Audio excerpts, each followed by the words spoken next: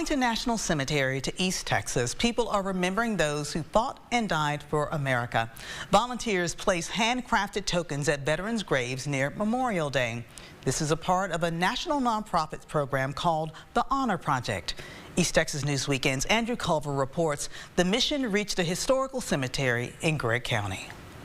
Shiloh Baptist Church Cemetery honors its African-American history, dating back to the Civil War. Close to 40 Buffalo soldiers are buried there. The term describes exclusively black regiments in the military.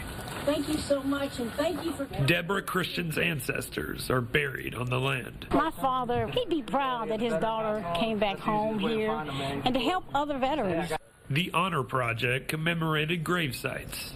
After laying down a token, volunteers took a picture. This picture is then uploaded to a database so people can look up veteran graves online. 12-year-old Nicholas Pinkerton is an ambassador for the Honor Project. He also started his own nonprofit at the age of 10, which preserves veteran grave sites in rural communities. If you can't honor the veteran's grave, then do you really care about, your freedom in this country, because they risk it all? Self-included, because I spent 20 years in the Air Force.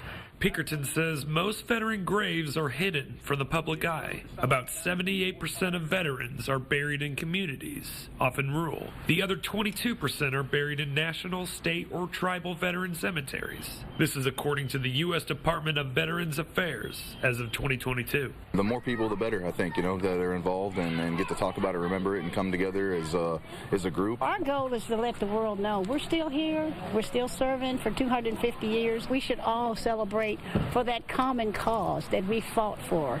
Andrew Culver, East Texas News Weekend. Shiloh Baptist Church will unveil a new state marker at noon Saturday. This will mark another historical gravesite.